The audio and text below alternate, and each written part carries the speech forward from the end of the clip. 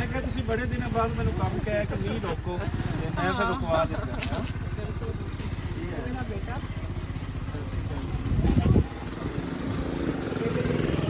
बहुरानी ਉਹਨਾਂ ਦੇ ਮੰਮਾ ਇਹ ਅਹਿਮਦ ਰਾਣੀ जी आए नु जी ਆ ਸਾਡਾ ਪੁੱਤਰ ਹੈਲੋ ਜੀ जी आए नु जी ਤੁਹਾਨੂੰ ਹਾਂ ਇਹ ਤੁਹਾਡਾ ਬੇਟਾ ਜਿਹੜਾ ਰੀਸੈਂਟਲੀ ਹੀ ਜਿਨ੍ਹਾਂ ਦੇ ਵਿਆਹ ਹੋਇਆ ਹਾਂ ਅੱਛਾ ਇਹ ਅੱਛਾ ਅੱਛਾ ਬਹੂ ਬਣੀ ਆ ਸਾਡੀ ਚਲੋ ਜੀ ਆਏ ਨੂੰ ਤੁਸੀਂ ਇਮੀਗ੍ਰੇਸ਼ਨ ਕਰਕੇ ਆਓ ਤੇ ਫਿਰ ਤੁਹਾਨੂੰ ਫੁੱਲ ਪੇਸ਼ ਸਤਿ ਸ਼੍ਰੀ ਅਕਾਲ ਕਿੱਦਾਂ ਵੀਰੇ ਠੀਕ ਹੋ ਠੀਕ ਆ ਰਿਲੈਕਸ ਹੋ ਗਿਆ ਸਾਰਾ ਕੁਝ ਕਰ ਲਿਆਓ ਜੀ ਸ਼ੁਰੂ ਲਿਆਓ ਜੀ। ਕਰਦੇ ਆ ਦੀ ਰਾਣੀ ਤੋਂ ਸਾਈਡ ਤੋਂ ਤੁਸੀਂ ਪਹਿਲੇ ਵਰਡ ਸੁਣਿਆ ਦੀ ਰਾਣੀ ਦਾ ਹਾਂ ਸੁਣਿਆ ਹੈ ਨਾ ਲਿਆਓ ਜੀ ਲਿਆਓ रोशन जी जी आए जी आए जी आए ਮੈਨੂੰ ਤਾਂ ਰਹਿਣ ਤਾਂ ਮੈਂ ਤੇ ਪੁਰਾਣੀ ਆ ਥੈਂਕ ਯੂ ਆ ਜਾਓ ਤੁਸੀਂ ਵਿਚਕਾਰ ਆਓ ਆਓ ਪਲੀਜ਼ ਇਹ ਤੁਸੀਂ ਲੈਣਾ ਹਾਂਜੀ ਮੈਂ ਇਸ ਟਾਈਮ ਖੜਾ ਹਾਂ ਬਾਗਾ ਬਾਰਡਰ ਤੇ ਔਰ ਮੈਂ ਰਿਸੀਵ ਕੀਤਾ ਹੈ ਰੂਪ ਦਵਿੰਦਰ ਕੌਰ ਜੀ ਔਰ ਉਹਨਾਂ ਦੇ ਬੇਟੇ ਨਾਲ ਔਰ ਨਾਲ ਉਹਨਾਂ ਦੇ ਬੇਟੇ ਦੀ ਮਿਸਿਸ ਹਨ ਔਰ ਨਾਲ ਉਹਨਾਂ ਦੇ ਮਦਰ ਇਨ ਲਾ ਹਨ ਸੋ ਬੜੀ ਖੁਸ਼ੀ ਹੋਈ ਖੁਸ਼ੀ ਇਸ ਕਰਕੇ ਹੋਈ ਰੂਪ ਜੀ ਤੇ ਪਿਛਲੇ ਸਾਲ ਆਏ ਸੀ ਤੁਸੀਂ ਇਹਨਾਂ ਦੀ ਵੀਡੀਓਜ਼ ਇਹਨਾਂ ਦੇ ਪਿੰਡ ਦੀਆਂ ਸਿਆਲਕੋਟ ਜਦੋਂ ਅਸੀਂ ਗਏ ਸੀ ਤੇ ਬਹੁਤ ਜ਼ਿਆਦਾ ਦੇਖ ਚੁੱਕੇ ਹੋਵੋਗੇ ਬਹੁਤ ਵਾਇਰਲ ਵੀਡੀਓਜ਼ ਸਨ ਤੇ ਦਿਲ ਤੋਂ ਗਏ ਆਪਣੇ ਵੱਡਿਆਂ ਦੀ ਧਰਤੀ ਤੇ ਔਰ ਲੋਕਾਂ ਨੇ ਉਸ ਤੋਂ ਦਿਲ ਤੋਂ ਹੀ ਫਿਰ ਪਸੰਦ ਕੀਤਾ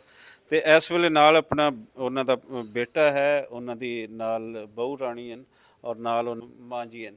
ਸੋ ਮੈਨੂੰ ਜਿੱਥੇ ਖੁਸ਼ੀ ਹੋ ਰਹੀ ਹੈ ਰੂਪ ਜੀ ਹੋਰਾਂ ਦੀ ਤਾਂ ਖੁਸ਼ੀ ਹੋ ਰਹੀ ਹੈ ਉੱਥੇ ਯੰਗਸਟਰ ਨੂੰ ਦੇਖ ਕੇ ਵੀ ਹੋ ਰਹੀ ਬਹੁਤ ਸਾਰੇ ਲੋਕ ਸਾਡੇ ਤੋਂ ਕੁਐਸਚਨ ਕਰਦੇ ਨੇ ਕਿ ਤੁਸੀਂ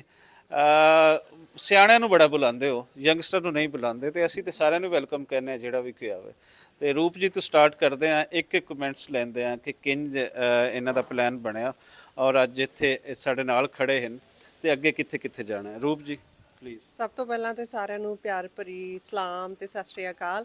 ਤੇ ਮੈਂ ਜਦੋਂ ਪਿਛਲੀ ਵਾਰੀ ਆਈ ਸੀ ਅਹਿਮਦ ਸਾਹਿਬ ਤੁਹਾਨੂੰ ਯਾਦ ਹੋਏਗਾ ਕਿ ਮੈਂ ਕਿਹਾ ਸੀ ਕਿ ਮੈਂ ਜਦੋਂ ਵੀ ਹੁਣ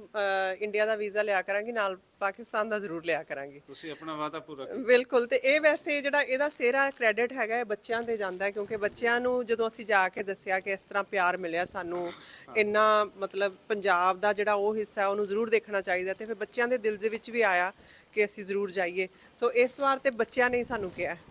ਕਿ ਤੁਸੀਂ ਜ਼ਰੂਰ ਸਾਨੂੰ ਲੈ ਕੇ ਜਾਓ ਇਹ ਸਾਰਾ ਕ੍ਰੈਡਿਟ ਬੱਚਿਆਂ ਨੂੰ ਜਾਂਦਾ ਹੈ ਤੇ ਹਾਂਜੀ ਦੱਸੋ ਕਿ ਜੀ ਨੋ ਰਾਣੀ ਜੀ ਤੁਸੀਂ ਬੜੀ ਖੁਸ਼ੀ ਹੋਈ ਤੁਹਾਨੂੰ ਦੇਖ ਕੇ ਨਾ ਸਾਨੂੰ ਇੱਥੇ ਹੋ ਰਹੀ ਹੈ ਹਾਂਜੀ ਮੈਨੂੰ ਬਹੁਤ ਚਾਅ ਸੀ ਇੱਥੇ ਆਉਣ ਦਾ ਪਾਕਿਸਤਾਨ ਨੂੰ ਦੇਖਣਾ ਬਹੁਤ ਚਾਅ ਸੀ ਨਨਕਾਣਾ ਸਾਹਿਬ ਵੀ ਦੇਖਣਾ ਤਾਂ ਫਿਰ ਤਾਂ ਕਰਕੇ ਮੈਂ ਕਿਹਾ ਵਿਆਹ ਤੋਂ ਬਾਅਦ ਇੱਥੇ ਆਉਂਗੀ ਮਮ ਦੇ ਨਾਲ ਦੋਨੇ ਹੀ ਮਮ ਦੇ ਨਾਲ ਲੈ ਕੇ ਫਿਰ ਆ ਗਏ ਤੁਸੀਂ ਬਹੁਤ ਚੰਗਾ ਕੀਤਾ ਤੇ ਕਿੰਜ ਦਾ ਇਸ ਤੋਂ ਪਹਿਲੇ ਜਦੋਂ ਰੂਪ ਜੀ ਹੋਰੀ ਨਹੀਂ ਇੱਥੇ ਆਏ ਸਨ ਤੇ ਉਸ ਤੋਂ ਪਹਿਲੇ ਪਾਕਿਸਤਾਨ ਦੇ ਬਾਰੇ ਔਰ ਖਾਸ ਕਰ ਲਹਿੰਦੇ ਪੰਜਾਬ ਦੇ ਬਾਰੇ ਕੀ ਸੁਣਦੇ ਸੀ ਤੇ ਕੀ ਜ਼ਿਹਨ ਦੇ ਵਿੱਚ ਹੁੰਦਾ ਸੀ ਕੀ ਖਾਸ਼ ਹੁੰਦੀ ਸੀ ਜਾਂ ਕਿ ਬਸ ਥੋੜਾ ਜਿਹੜਾ ਇੱਕ ਡਰ ਔਰ ਖੌਫ ਅਕਸਰ ਕਹਿੰਦੇ ਨੇ ਕਿ ਸਾਡੇ ਜ਼ਿਹਨਾਂ ਦੇ ਵਿੱਚ ਹੈ ਸੀ ਹਾਂਜੀ ਇਦਾਂ ਤਾਂ ਹੈਗਾ ਸੀ ਮੈਂ ਟਰੂਥਫੁਲੀ ਦੱਸੂੰਗੀ ਡਰ ਤਾਂ ਹੁੰਦਾ ਸੀ ਕਿਉਂਕਿ ਨਿਊਜ਼ ਵਿੱਚ ਤੁਸੀਂ ਦੇਖਦੇ ਆ ਇੰਡੀਆ ਤੇ ਪਾਕਿਸਤਾਨ ਦਾ ਰਿਲੇਸ਼ਨਸ਼ਿਪ ਪਰ ਜਦੋਂ ਮਾਮ ਇੱਥੇ ਆਈ ਡੈਡ ਇੱਥੇ ਆਏ ਪ੍ਰਿਆ ਵੀ ਨਾਲ ਹੀ ਸੀ ਤੇ ਕਹਿੰਦੇ ਇੰਨਾ ਸੋਹਣਾ ਸੀ ਬਹੁਤ ਚੰਗਾ ਲੱਗਿਆ ਫਿਰ ਮੇਰਾ ਜੀ ਕਰਦਾ ਸੀ ਇੱਥੇ ਆਉਣ ਨੂੰ ਜੀ ਬਹੁਤ ਸਾਲੋਂ ਦਾ ਜੀ ਸੀ ਕਿ ਗੁਰਦੁਆਰੇ ਵੀ ਦੇਖਣੇ ਆ ਬਹੁਤ ਸਾਡਾ ਸਿੱਖਾਂ ਦਾ ਇਤਿਹਾਸ ਰਿਵਾਜ ਸਾਰਾ ਕੁਝ ਇੱਥੇ ਆ ਤਾਂ ਬਹੁਤ ਜਿੱਦਾਂ ਮਨ ਦੇ ਵਿੱਚ ਆਇਆ ਸੀ ਕਿ ਤੁਸੀਂ ਆਉਣਾ ਯੂਕੇ ਬਾਹਰ ਨੂੰ ਹਾਂਜੀ ਯੂਕੇ ਦੇ ਵਿੱਚ ਆਏ ਆ ਅੱਛਾ ਇਸ ਤੁਹਾਨੂੰ ਜੀ ਆਇਆਂ ਨੂੰ ਕਹਿੰਦੇ ਆ ਜੀ ਔਰ ਨਾਲ ਮੇਰੇ ਰੋਸ਼ਨ ਜੀ ਹਨ ਰੋਸ਼ਨ ਜੀ ਮੈਂ ਚਾਹਾਂਗਾ ਕਿ ਤੁਸੀਂ ਵੀ ਕੋਈ ਦੱਸੋ ਜਿਹੜਾ ਮੈਂ ਪਹਿਲੇ ਸਵਾਲ ਕੀਤਾ ਹੈ ਕਿ ਕਿੰਜ ਦਾ ਪਾਕਿਸਤਾਨ ਦੇ ਬਾਰੇ ਸੁਣਦੇ ਹੋ ਔਰ ਖਾਸ ਕਰ ਤੁਹਾਡੇ ਮਾਂ ਜੀ ਪਿਛਲੀ ਵਾਰ ਇੱਥੇ ਆਏ ਇਹਨਾਂ ਦਾ ਐਕਸਪੀਰੀਅੰਸ ਕਿੰਜ ਦਾ ਰਿਹਾ ਘਰ ਜਾ ਕੇ ਕੀ ਦੱਸਿਆ ਔਰ ਫਿਰ ਤੁਹਾਡੇ ਮਨ ਦੇ ਵਿੱਚ ਕਿਵੇਂ ਆਈ ਹਾਂਜੀ ਲੈ ਲਓ ਮਾਈਕ ਲੈ ਲਓ